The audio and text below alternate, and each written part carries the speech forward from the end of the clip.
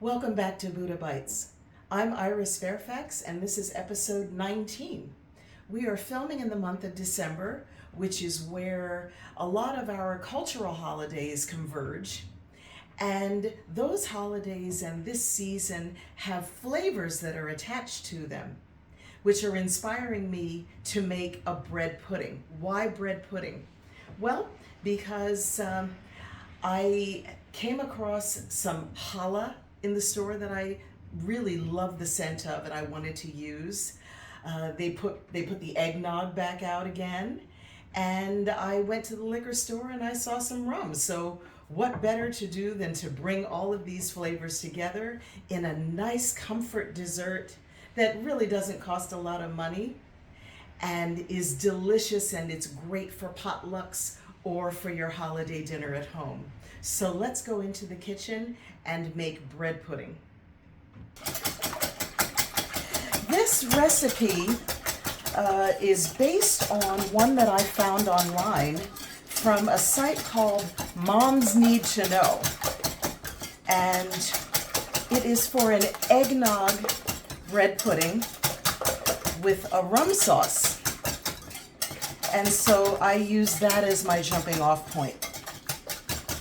Now, I have cracked 8 full eggs. Now this looks a little different from what you have seen me do. I'm going to tell you this. I am not going to tell you to use the Rolls Royce of eggs in this recipe, even though the custard is the base of this dish. It's just too many eggs, and bread pudding was really intended almost to be a poor person's food, to use leftover bread. So this isn't the time that I'm going to necessarily say use the top of the line eggs. That I couldn't in good conscience do that. So with 8 eggs, we are going to combine 2.5 cups of half and half. And once you get the mise en place together, and remember, a mise en place is just that you are putting together all of your ingredients and having them ready so that you don't have to go scrounging for them once you make your dish. So once you have the half and half in, you're going to mix together that with 1.5 cups of eggnog. The eggnog really inspired me to make this dish. You can make bread pudding without eggnog, but I love the spicy flavor that it imparts, and so that's why I wanted to do this with eggnog. You want to make a custard and then put your bread in after that. So we have the eggs, the half and half, and the eggnog. To that we add 1 cup of sugar. Now this is comfort food. Again, we're in the holiday season. Maybe in January I'll do some video about New Year's resolution food, but this is not the time. It's a rainy day here. It's going to get really cold, and this is comfort food season. Now I have added 1/4 cup of brown sugar to this custard mixture, and we're going to combine that. And it's all going to melt into the milk and the egg mixture. To that, we add 1/2 teaspoon of nutmeg. Doesn't need to be freshly ground. We're going to do a pinch of salt. The actual recipe says a dash of salt. It's, it's the sort of measurement that I tend to cook with all the time. Nothing too precise, but it tends to end up being about 1/8 of a teaspoon of salt. And the thing about salt in a sweet dish is that salt always picks up the sweetness of a sweet food. So it's not going to make the dish salty, it just boosts the sweetness of the dish. And we're going to go back to the liquid that I started out with. The recipe in Moms Need to Know calls for 2 tablespoons of dark rum. Now, I happen to have spiced rum, so that's what I'm using. Use what you have. And if you really are against using alcohol, You can use rum extract, but you want to increase the proportion to 3 tablespoons from 2 tablespoons. So now you have your custard. Doesn't look like much right now, but it's going to become something fantastic later. So here is challah bread. Now, you probably know that challah comes in that beautiful braid pattern, and it's a gorgeous, gorgeous egg bread. I actually work at a church job where we have communion once a month, the first Sunday of every month. And for a little while, they were using challah as the communion bread. And I love that because most of the time I didn't have breakfast before my church job. So I would, if I had the opportunity, take a nice chunk of the challah bread because it has such a wonderful flavor. It almost has, it's an egg bread, and it almost has sort of a hint of anise scent and flavor. I don't know if there's any anise in challah bread, but it has this beautiful quality that picks up a nice spiciness with the other ingredients that you incorporate. Now you want to use day-old bread. And if you don't have day-old bread, like if you're like I was when I first did this dish this season, and you had a notion to make it, but you didn't want to wait until the bread was day-old, then what you can do is you can get fresh challah bread, slice it up, or pull it apart in these like 1-inch chunks or so, like this, and you can actually put it in a warm oven and let it dry out a little bit that way. And that sort of simulates the day-old nature of bread. So you basically get a day-old bread with a fresh loaf. This one I actually bought yesterday, so this is good. And to this you will add 1.5 cups of raisins. Now this is one of the few times that you're going to see me use raisins on Buddha Bites because I am not crazy about raisins. I can deal with the golden ones, and really, in reality, they do impart a nice flavor to this dessert. But I always think of raisins, right or wrong, I think of raisins as sort of the booby prize. If you really wanted chocolate, it's like the swap out to fool you into believing that you're getting chocolate chips and you bite in and you're getting raisins. So that's just me. I actually ate, and it's also my brother-in-law who added his name to that number. But really, raisins, this is the perfect opportunity to use raisins. Now, maybe the next one I will do for my brother-in-law that does not have raisins in it. You don't have to have it, but this really is the time to use them if you're going to use them at all. So you will see that this is sort of a liquid consistency. What you want to do is to set this aside for about 10 to 15 minutes until the custard is absorbed into the challah bread. So I'm going to leave this to do that, and I'm going to show you what it looks like when you let it sit for a while. Now, this one I didn't use golden raisins, and I didn't use golden raisins only because they were out of them in the supermarket, so maybe some people feel the way I do about them. But this also makes a wonderful bread pudding. You see how much of the liquid has been absorbed here? That's what you want. So this is the time that we put this beautiful custard into a prepared dish. Now you can use an 9 by 13 or something like that, like your basic lasagna dish you can use.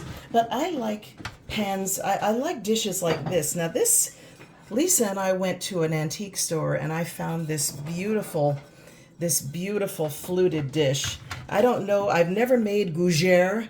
One of these days maybe I will, but it's the perfect size for what we're doing now. And so I will empty most of this into this dish. I'm going to use a slotted spoon because I want to save some of the custard that remains and pour that on the top later on. So we're going to get this in here as evenly as we can. Now, what I noticed when I baked some of these previously, I've done like 3 or 4 bread puddings since I first got the notion a few weeks ago.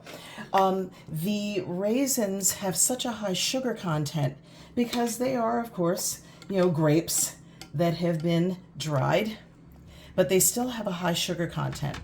When you prepare your bread pudding, you want to make sure that you set this in the oven, maybe not so close to the heating element of your oven, because they will brown, they will perhaps even burn. So you want to know where the heating element is of your particular oven. Sometimes it's at the top, sometimes it's at the bottom, and just be aware. And you may want to judge the location of some of these raisins if you can. It's really not a big deal. But because regardless, once this is in the oven, you're going to want to keep your eye on it periodically. But I did notice that some of these raisins will puff up and potentially burn if you don't keep your eyes peeled. So I think that we have space for a little bit more. I wanted to reserve some to show you another option, but I'm going to take some of this custard and put it on the top. Here's another option. So this is going to go into the oven at 350 for about 45 to 50 minutes. But you can also do individual portions. This is one of the reasons why I got that set, because it came with these little ramekins. So you can take, instead of having one big one, you can make a few smaller ones. Now I have prepared these ramekins as well as the larger one with nonstick spray. Remember when you and I were talking about that nonstick spray that cost more than the original nonstick spray? And I said that the jury was out as to whether that was worth the extra expense. I have discovered after using that nonstick spray for a few months that it kind of is.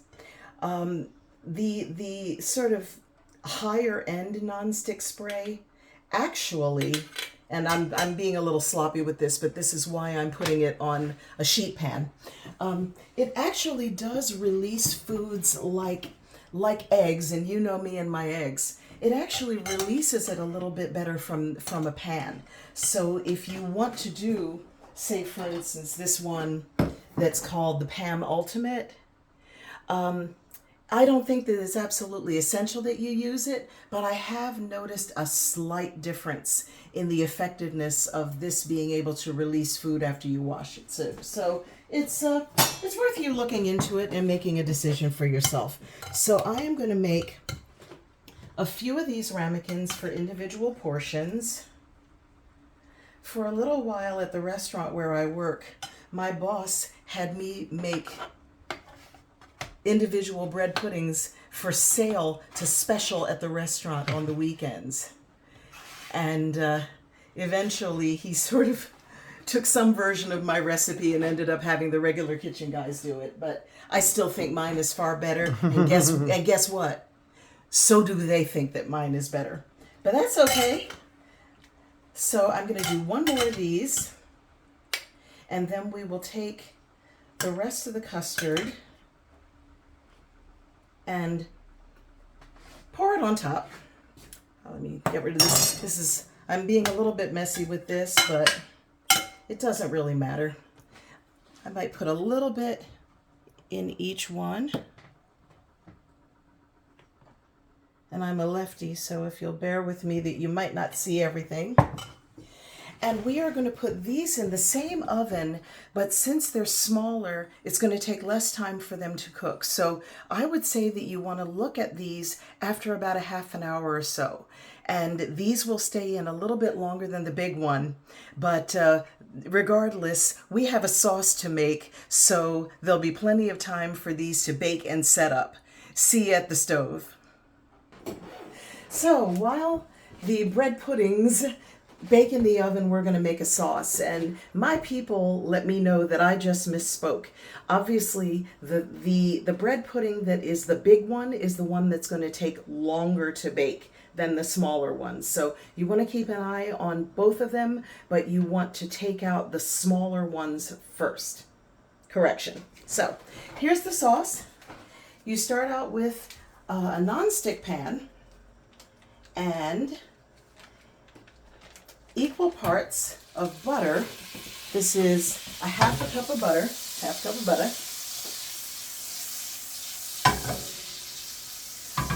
with half a cup of sugar. It's just one of these sort of toss it all in. You want to be watchful and mindful that you don't let the sugar burn though. Also, half a cup of brown sugar. It doesn't matter if it is dark brown sugar or light brown sugar. It's really whatever you have. And also a half a cup of heavy cream. Love heavy cream. And we're just going to let this heat up. So that's a half a cup of all of those things. The butter, the sugar, brown sugar, and the heavy cream. So I have it on to sort of a medium-high heat for me. Everybody's stovetop is going to be different. Remember that, because this particular one, I love having the gas, but it gets a little hot, even at its lowest point. So we're going to combine that with a tablespoon of vanilla. You know, the actual recipe might have said a teaspoon, but I believe that you cannot have too much vanilla. It probably said a teaspoon, and I wrote tablespoon, but I meant what I said. So, and also, I have to tell you, I was watching America's Test Kitchen, and there was an expert, quote unquote, who was doing a segment on areas in which you can save money on ingredients. And he actually said that there is no difference between artificial vanilla and real vanilla, and you can swap it out. Oh no. Oh no, no. What is the purpose of cooking at home if you don't use real ingredients? I mean, it's only a teaspoon, it's only a tablespoon. Just use the real stuff. Please. Please. And thank you. I even smell the difference. We know that the artificial stuff is sort of, extracts from wood and chemicals and stuff like that. I don't know where they got that idea. But anyway, you see how this is all coming together? And it's already coming to a boil, a light simmer. You see a little bit of the boil more so on the edges than in the center, and now the center is kicking up a little bit. Now, this is where I'm going to deviate slightly from the recipe. I noticed that the first time I did this recipe, that this got very, very thick and it wasn't pourable. So that is why I'm keeping extra heavy cream on hand, and I will probably use it. Now this can probably go down to a lower heat. But you'll probably notice with my stove that even when I take it down to the lowest heat, it still kicks up pretty high. Now this has been sitting at room temperature for a little bit. If it weren't, it would probably bubble up a little bit more when I add it. But I just feel like this needs more heavy cream. And you see, I'm not measuring it. I'm not gonna. It's all about consistency. So I'm going to add a little bit more because I really think we're going to want this to sort of cascade over our prepared bread pudding. And since this is going to heat up a little bit more, it's going to solidify. It's going to get a little bit more. It's going to get a little thicker. So I am allowing for that, and a little bit of heavy cream ain't hurt nobody. The other thing that I decided to do to thin out the sauce a little bit was to add a little bit of this rum. Now, I'm not going to do that flame technique. This is the time to just take it off the heat. In fact, I'm just going to shut this for the moment and add a little bit of rum to it. I'm not even really measuring it. I'm going to say that this was maybe about 2 tablespoons. I'm doing rum because, and I'm going to put the heat back on, but low. Now, I did rum because I thought of the old days of rum raisin ice cream. And I do think that rum and raisins are natural partners in the culinary realm. But I've also done bread pudding with a really good bourbon sauce. I have even soaked the raisins and plumped them in alcohol before. It's a brown liquor thing. I wouldn't. It's not a vodka thing. Certainly, it's not a gin thing. It's one of the brown liquors, and I certainly wouldn't use like your best scotch. That's not the thing. But this really gives a roundness to this flavor, and it accompanies it. It's a nice complement to the flavors that are already in the bread pudding: the eggnog, the nutmeg, all of those things, and the raisins. Okay, they can be good. So we're gonna let this cook down a little bit, and then I'm gonna come back after it's cooked down, put it into a measuring cup, pull out the bread pudding, and then we have ourselves a dessert. Stay tuned. All right, so if you see, this is pretty much like lava, and it is hot sugar. So this is not the time that you want to put your fingers in this thing. This is the time for you to shut it off the heat, take it off the heat, let it cool down for a little bit, at least 10 to 15 minutes, and then you can test it out very, very carefully to see if you're comfortable handling it. In the meantime, I have some bread puddings that I prepared earlier, and it is time to bring them out. Here is a biggin. Isn't that gorgeous? It just set up so perfectly. And this was one of the ones with the golden raisins. You see that even though they're golden raisins, they will turn a little on the brown side. So that's why you really have to keep your eyes peeled as you're baking it. And guess what? I also have a couple of little ones. And I think the little ones, one of the little ones is has my name on it. So we are going to set this down. They need to cool a little bit along with the sauce, and we will light in just a little bit. So stay tuned. I love the way this turned out. Look at this adorable little bread pudding. It's so cute in my nice purple ramekin. I love it, love it, love it. And here is a gravy boat of this gorgeous sauce. I'm gonna stir it up a little bit. I love this consistency. If you don't like this consistency, you can make it thicker, you can make it thinner, it's yours. But this is mine. So this is gonna go on the top.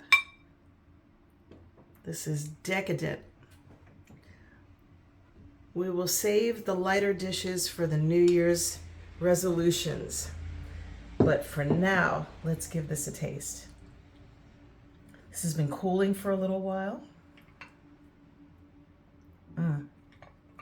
Nice custard, look at that.